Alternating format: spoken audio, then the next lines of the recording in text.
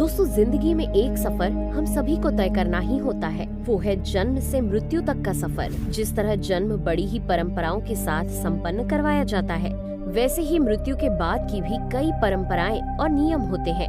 जैसे कि शव को कब जलाना चाहिए और कब नहीं, उसे अकेला क्यों नहीं छोड़ना चाहिए। तो आइए जानते हैं मृत्यु से जुड़े इन्हीं सब रहस्यों के बारे में। दोस्तों, मृत्यु के बाद के नियमों को बताने से पहले हम आपको ये बताना चाहेंगे कि आखिर मृत्यु कैसे आती है और किस किस रूप में वो शरीर से प्राणों को अलग करती है। गरुड़ पुराण में भगवान विष्णु इस सब का सुंदर वर्णन करते हुए कहते हैं कि जैसे ऋतुओं का क्रम निरंतर चलता रहता है, ठीक वैसे ही मनुष्य पहले शिशु, फिर वयस्क और फिर कुछ समय बाद बूढ़ा हो जाता है।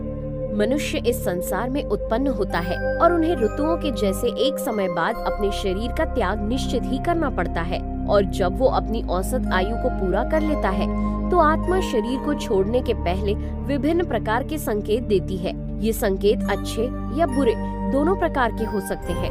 अधिकतर संकेतों में मनुष्य को विभिन्न प्रकार से रोगों का सामना करना पड़ता है, जैसे कि गले का रोग, नाक का रोग, आँखों से आंसू आना आदि।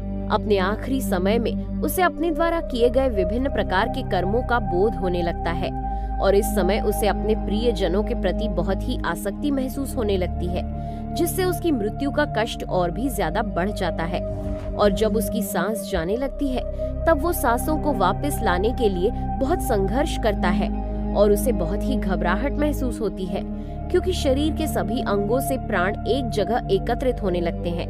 उसकी पांचों इंद्रियां यानी कि स्पर्श, स्वाद, नेत्र, कर्ण और नाक एक एक करके विलुप्त होती जाती हैं। दोस्तों, कर्ण या श्रवण इंद्री सबसे बाद में लुप्त होती है और फिर अंत में यम के 2 दूत उसके अचेतन शरीर से प्राण को बाहर खींच लेते हैं। इन्हीं प्राणों को आत्मा कहा जाता है। मनुष्य के शरीर में से प्राण निकलने के 9 द्वार होते हैं, जिनमें 2 आँखें, 2 कान, 2 नथुने, 2 मल मूत्र निकालने के द्वार तथा एक मुंह व मस्तिष्क के मध्य में भी ब्रह्मारंध्र के नाम से एक द्वार होता है। और ये मनुष्य के कर्मों पर निर्भर करता है कि उसके प्राण किस द्वार से शरीर को त्यागेंगे। तो दोस्तों, ये थी मृत्यु के समय मनुष्य के शरीर से प्राण निकलने की कुछ जानकारी। अब सवाल आता है कि आखिर किसी व्यक्ति की मृत्यु के बाद उसके शव को अकेला क्यों नहीं छोड़ा जाता। ये बताने से पहले हम आपको बता दें कि आखिर वो क्या परिस्थितियां होती हैं जब शव का दाह संस्कार नहीं किया जाता। सबसे पहले, अगर किसी व्यक्ति की मृत्यु सूर्यास्त के बाद होती है, तो हिंदू धर्म के अनुसार रात्रि में दाह संस्कार नहीं कर सकते, क्योंकि यदि उस व्यक्ति के शव को रात में जला दिया गया, तो व्यक्ति की आत्मा को कभी भी मुक्ति नहीं मिल पाएगी और उसकी आत्मा का अगला जन्म नीच योनि में होगा। दूसरा, अगर किसी व्यक्ति की मृत्यु पंचक काल में हुई, तो उसका संस्कार भी पंचक के बाद किया जाता है। नहीं तो ऐसा भय रहता है कि उसके खानदान में 5 अन्य लोगों की भी मृत्यु हो सकती है।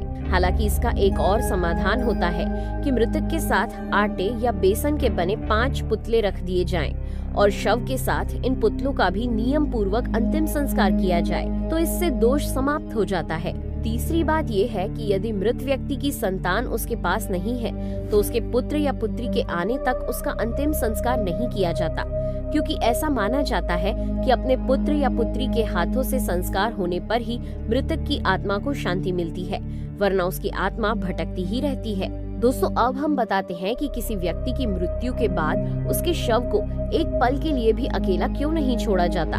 तो इसके पीछे कई कारण हैं और उनमें पहला कारण ये है कि यदि शव को अकेला छोड़ दिया जाए, तो भटक रही बुरी आत्माएं उसके शरीर में प्रवेश कर सकती हैं और अगर ऐसा हो गया, तो मृतक के साथ साथ पूरे परिवार को भयंकर संकट का सामना करना पड़ सकता है। दूसरा कारण ये है कि मृत्यु के बाद शरीर के अंदर बहुत से जीवाणु पनपने लगते हैं। शरीर के ऊपर भी मक्खियां या अन्य जीव जंतु मंडराने लगते हैं, जिससे एक व्यक्ति को शव के पास बिठाया जाता है, जो कि आसपास की जगह को साफ सुथरा रखे और दीपक या अगरबत्ती जलाकर सुगंधित वातावरण भी बनाए रखे। तीसरा कारण ये है कि मृतक की आत्मा तब तक वहीं रहती है जब तक कि उसका शरीर जल नहीं जाता।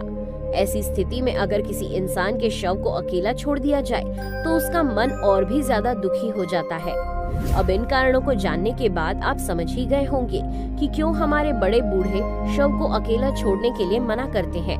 तो दोस्तों कैसा लगा आपको हमारा ये वीडियो, हमें कमेंट करके जरूर बताइएगा। और हाँ, जाते जाते इस वीडियो को लाइक और चैनल को सब्सक्राइब जरूर कीजिएगा। Thanks for watching.